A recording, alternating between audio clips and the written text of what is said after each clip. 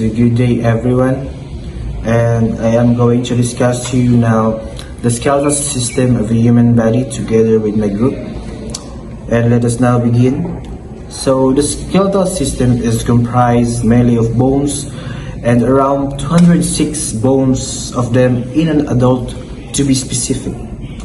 And there is also a good amount of cartilage, joints and ligaments, which all together become 20% of a person's body mass. So before we begin to discuss the skeletal system, we should know the main function of the skeletal system. So the main function is that the skeletal protects the vital organs such as the brain, the heart, and the lungs. And now let us begin to discuss the skeletal system. So the skeletal system is divided into two major sections, which is the axial bones made up of the skull, the vertebral column, and the thoracic cage, and the appendicular bones made up of just limbs. And now let us go to the axial skeleton first to be discussed, starting it in the top, which is the skull. So the skull is the fascinating structure made up of 22 different bones, and the cranial bones are the one that protects the brain, and the facial bones that give structures to the face. And most of the bones in the skull are flat bones, and these are connected in lines called sutures. And the cranium is made of both as well as the base, and we should know that the base is divided into three, which is the anterior cranial fossae, and the middle cranial fossae, the posterior cranial fossae.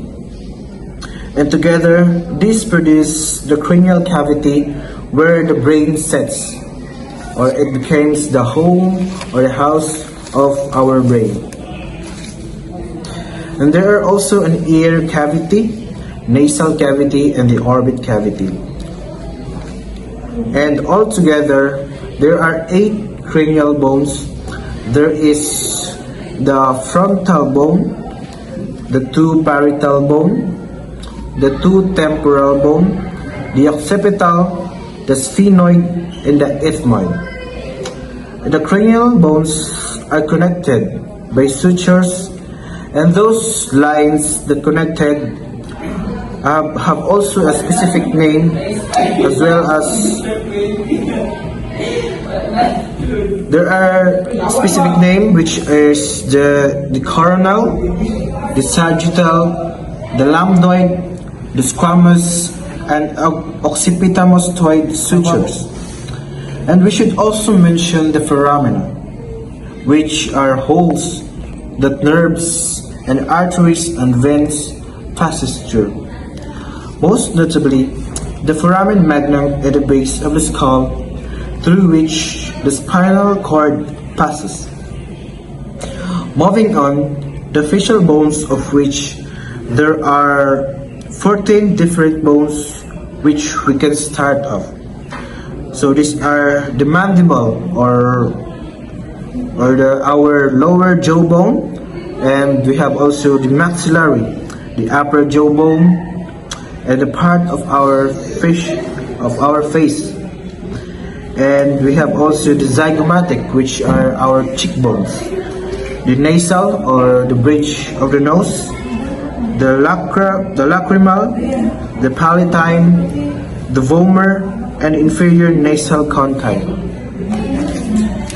And next up in the axial skeleton is the vertebral column, or also called the spinal column, or simply the spine. This is comprised of 26 regular bones that come together to form a flexible structures in a curvy S shape, and this supports everything from the skull to the pelvis. And the spine can be divided into 5 sections. At the top, we have the cervical vertebrae, which are the first 7. And the next 12 are called the thoracic vertebrae. And the remaining 5 are called the lumbar vertebrae. And we should know that the vertebrae gets larger as we go down in order to support more and more weight.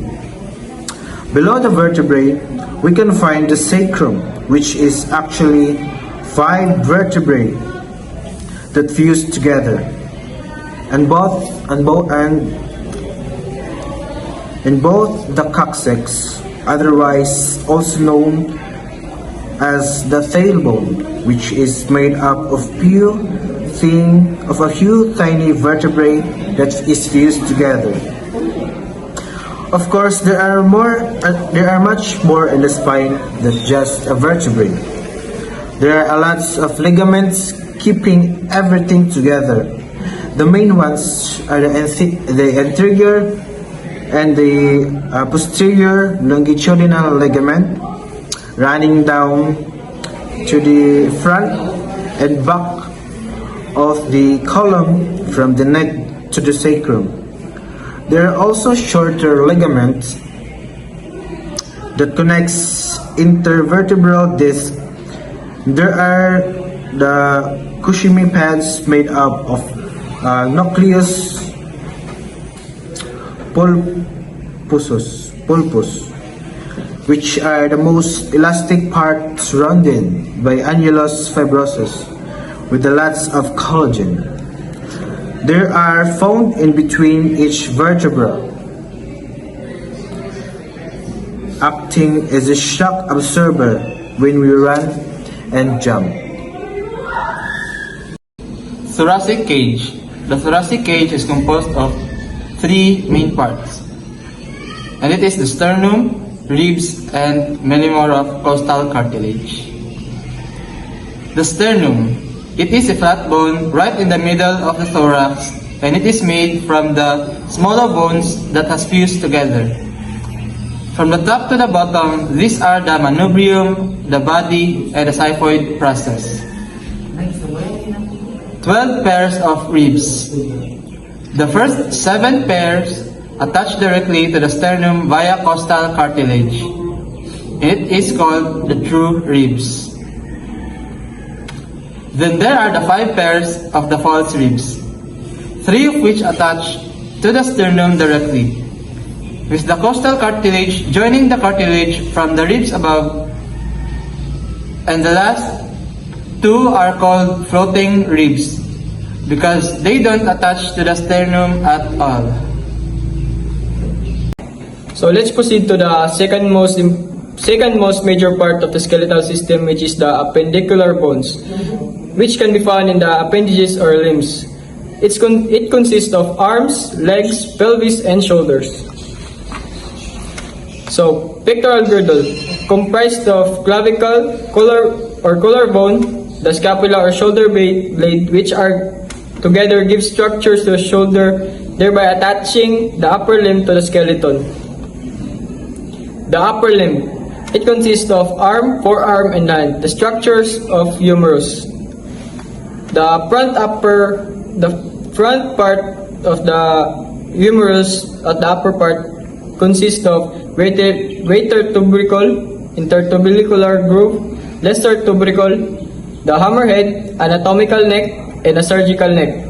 At the main part of the humerus, which is the longest bone, which is called the humeral shaft. The lower part of the humerus consists of 5 parts: the suprachondrial ridges, the radial fossa, the capitulum, the coronial fossa, and the trochial. The back part of the humerus consists of 5 parts: the radial groove, the diploid tuberosity, the medial epicondyle, the lateral epicondyle, and the olecranon fossa. The structures of the forearm, which consists of two major bones, the radius and ulna. Let's go to the radius first. The radius consists of eight parts. The first one is articular facet, articular circumference, neck, radial tuberosity, anterior border, interosseous border, lunar notch, and styloid process. The ulna consists of 9. The olecranon, trocheal notch, coronoid process, the radial notch, the ulnar tuberosity, interosseous border, the anterior border, the articular circumference, and the last one is the styloid process. The structures of the hand bones. Hand bones have 3 major zones: the phalanx bone, the metacarpal bones, and the carpal bones. The phalanx bone consists of 3 parts: the distal, middle, and proximal bones. The carpal bones consist of 9 parts: the hamate, pisiform, truncatum, the lunate, and the capitate, trapezoid, trapezium, and scaphoid. Pelvic girdle. This attaches the lower limbs to the axial skeleton just like the pectoral girdle did for the upper limbs, although this one has far less mobility and far more stability than the others. So let's start with the major pelvic girdle. Hip bone. Hip bone is divided into 3. That is ilium, ischium, pubis. So let's start with the ilium. Ilium makes up the upper portion of the hip bone and pelvis. It is the largest and uppermost of the hip, and it is essential part of the pelvic girdle. Second is ischium. Ischium is a paired bone of the pelvis that forms lower and back part of the hip bone, as well as the posterior and inferior boundary of the pelvic.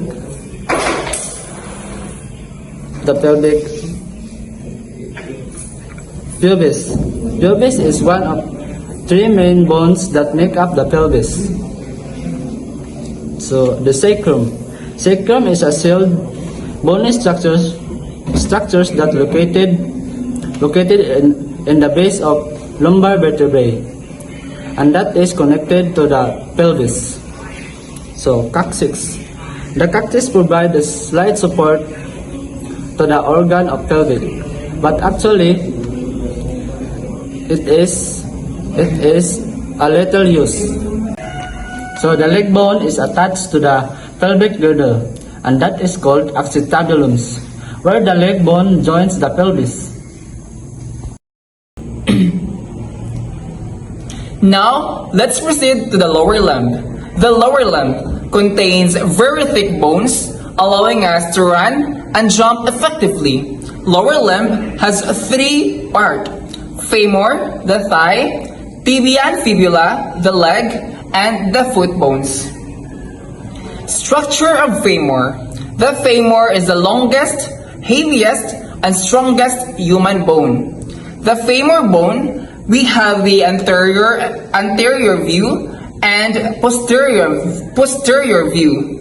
The anterior view has neck, intertrochanteric line, lateral epicondyle, patellar surface, fovea capitis, head, lesser trochanteric, adductor tubercle, medial epicondyle, and the posterior view, we have the fovea capitis, head, lesser trochanter, greater trochanter, intertrochanter crest, gluteal tuberosity, linea aspera, medial and lateral supercondylar lines, lateral epicondyle, lateral condyle, intercondylar notch, medial condyle.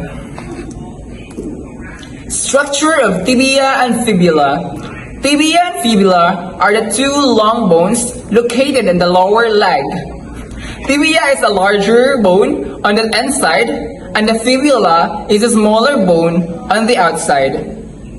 We have the olecranon process, coronoid process, radial notch, head of radius, styloid process, lateral condyle, head of fibula, medial condyle, tibia or the shin bone, medial malleolus, lateral malleolus, fibula, and ulna. Structure of bones. The human foot is a strong and complex mechanical structure containing 26 bones, 33 joints, 20 of which are actively articulated, and more than 100 muscles, tendons, and ligaments. The joints of the foot are the ankle and the stubular joint and the interphalangeal joints of the foot. We have the fibula, anterior talofibular ligament, calcaneotibular ligament, calcaneus, cuboid, metatarsals, enteroosseous membrane, tibia, anterior tibiofibular ligament, talus, navicular, and the cuneiforms. And that's it. Thank you so much.